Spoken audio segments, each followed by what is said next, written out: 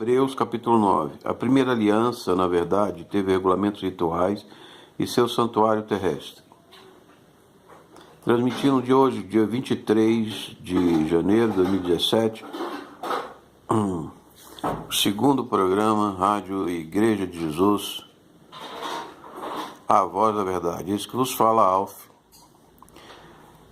Versículo 2. Consistia numa tenda, a parte anterior encerrava o candelabro e a mesa com os pães da proposição, chamava-se santo. Atrás do segundo véu achava-se a parte chamada Santa dos Santos. Aí estava o altar de ouro para os perfumes e a arca da aliança coberta de ouro por todos os lados. Dentro dela, a urna de ouro contendo o maná, a vara de Arão que floresceu, estava da aliança. Aqui, o maná é o pão eucarístico que hoje nós temos, né? A vara de Arão, que é a vara sacerdotal. Então essa aliança de ouro já estava na tábua, na arca da aliança. E a tábua da aliança dentro da arca representava que a nova aliança escrita em nosso interior, em nosso coração. Em cima da arca, os querubins da glória estendendo a sombra de suas asas sobre o propiciatório, mas não é aqui o lugar de falarmos destas coisas pormenorizadamente. Então veja que tinha imagem, tinha querubim, imagem de querubim. É um outro tema se discutir sobre imagens. Assim sendo, verso 6, enquanto na primeira parte do tabernáculo entram continuamente sacerdotes para desempenhar as funções, no segundo entra apenas o sumo sacerdote, somente uma vez ao ano, e ainda levando consigo o sangue para oferecer pelos seus próprios pecados e pelos do povo, com o que santificava o Espírito Santo, com o que significava o Espírito Santo, que o caminho do Santo dos Santos ainda não estava livre enquanto subsistisse o primeiro tabernáculo. Isto é também uma figura que se refere ao tempo presente, sinal de que os dons e sacrifícios que se ofereciam eram incapazes de justificar a consciência daquele que praticava.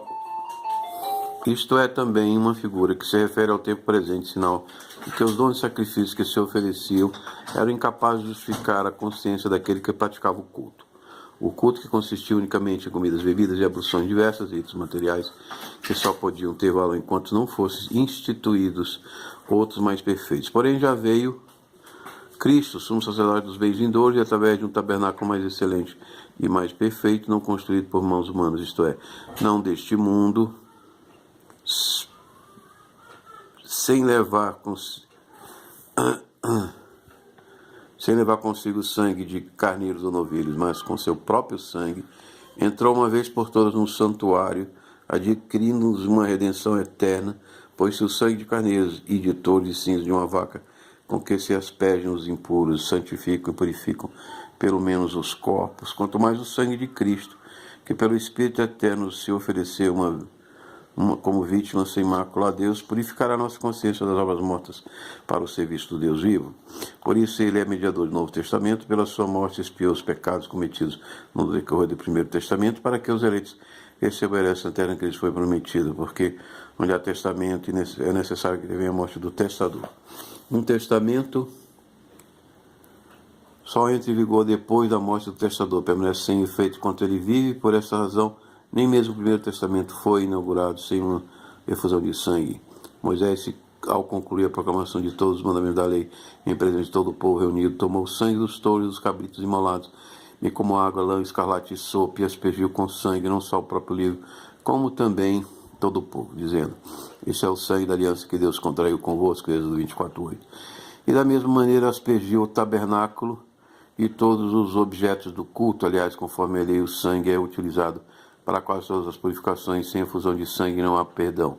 Se os meros símbolos da realidade celeste exigiam uma tal purificação, necessário se tornava que as realidades, mesmo assim purificadas por sacrifícios ainda superiores. É isso porque Cristo entrou não em santuário feito por mãos de homens que fossem apenas figura do santuário verdadeiro, mas no próprio céu, para agora se apresentar intercessor nosso ante a face de Deus. E não entrou.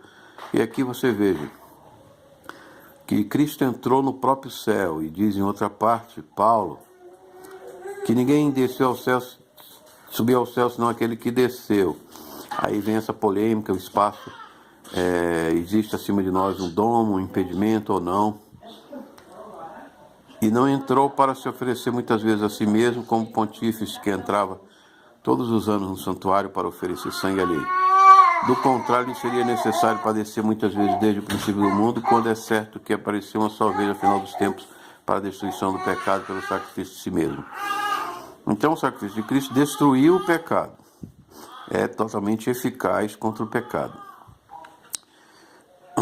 Como está determinado, do contrário, seria necessário padecer 26, muitas vezes, desde o princípio do mundo, quando é certo que apareceu uma só vez, ao final dos tempos, para a destruição do pecado pelo sacrifício de si mesmo. Como está determinado que os homens morram uma só vez e logo em seguida vem o juízo. Assim, Cristo se ofereceu uma só vez para tomar sobre si os pecados da multidão e aparecerá uma segunda vez, não porém em razão do pecado, mas para trazer a salvação daqueles que o esperam. Então, o 27 diz, como está determinado que os homens morram uma só vez, logo em seguida vem o juízo. Esse versículo é chave para entender que não há reencarnação, não há devolução, ou seja, reencarnação em animais, ou pedras, ou objetos. Então o homem está determinado a morrer uma vez e em seguida o juízo sobre aquela alma. Assim o Cristo se ofereceu uma só vez para tomar sobre si os pecados da multidão e aparecerá uma segunda vez, não porém em razão do pecado, mas para trazer a salvação àqueles que o esperam.